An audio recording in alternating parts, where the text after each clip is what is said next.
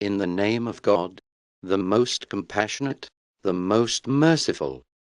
Welcome to Islam for Dummies. Today we will be talking about a scientific fact mentioned in the Quran regarding the male reproductive system. It is important to point out that while the Quran is not a science textbook, many of the latest scientific discoveries were revealed in Quranic passages 1400 years ago. This is in stark contrast with the Bible, which contains numerous scientific errors. For example, regarding genetics, in Genesis 30:37-42, Jacob changes the characteristics of animal offspring by having their parents look at white stripes while mating. Hallelujah, hallelujah, hallelujah, hallelujah. First, we will examine the Quranic verse that describes the location of seminal fluid prior to being discharged.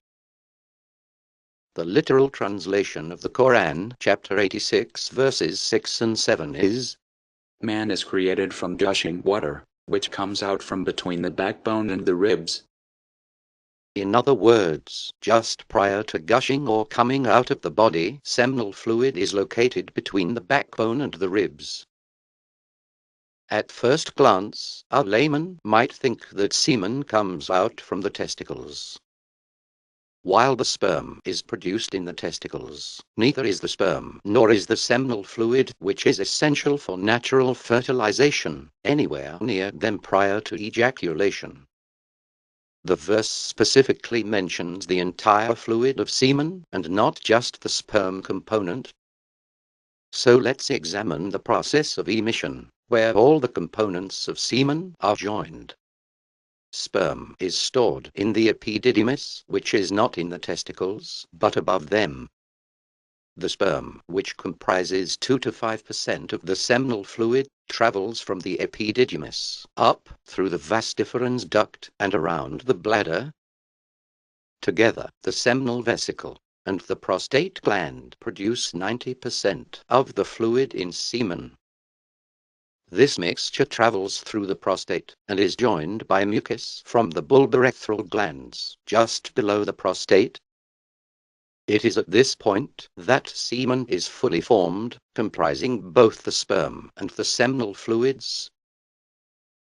As we can see, just prior to coming out of the body, all components of semen are mixed near the prostate, which is centered in the body, between the backbone and the ribs, or between the spine and the chest, which is between the back and front of the abdomen or torso, and most certainly not in the testicles or in the lower body at all.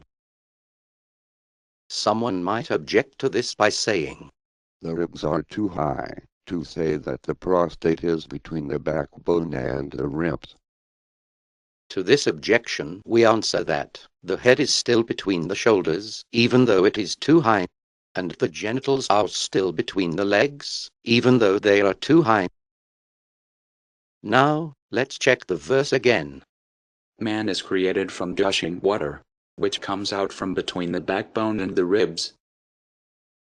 This precise scientific description could not have been known 1400 years ago, and even today many people don't know it, as we will see next.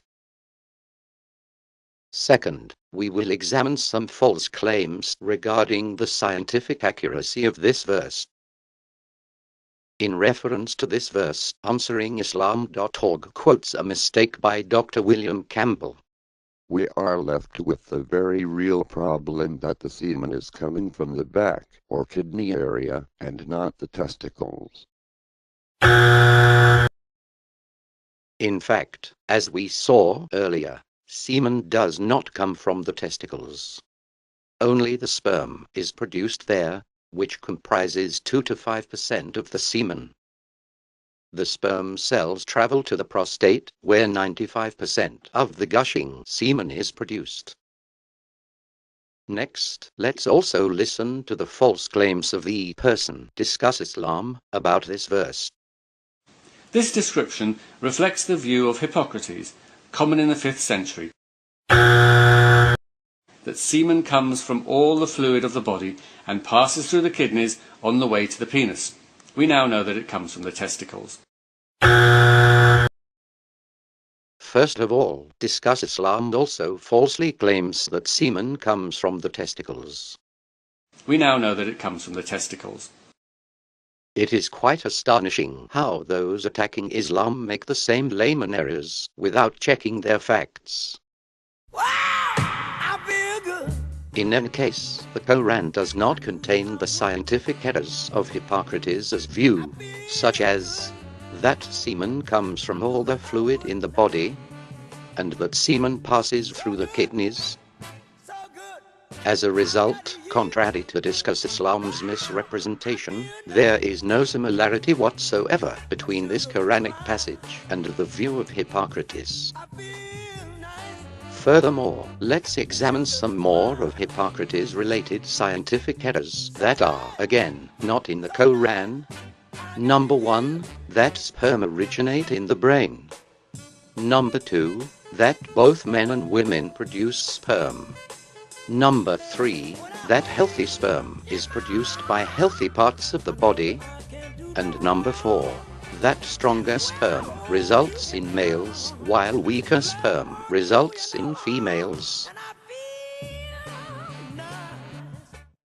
In conclusion, the Quran clearly mentions the scientific fact before it was known about where semen becomes fully formed before gushing out. Semen includes the sperm and seminal fluids, which are both absolutely required for natural fertilization. The Quran accurately states that this fluid is between the backbone and the ribs prior to coming out of the body, as seen from the profile view of the male anatomy. Those attempting to discredit this Quranic verse only succeeded in displaying their own ignorance about the male reproductive system. In addition, trying to ascribe the numerous scientific accuracies from the Quran to philosophers like Hippocrates, who could rarely avoid scientific errors on any matter, is obviously quite ridiculous. As we have demonstrated, misrepresenting both the scientific facts and the views of ancient societies is not only the strategy but a fundamental requirement for people attempting to refute the Quran's overwhelming signs. Wow, I feel good. We sincerely hope you enjoyed this episode of Islam for Dummies, and we hope to see you again next time.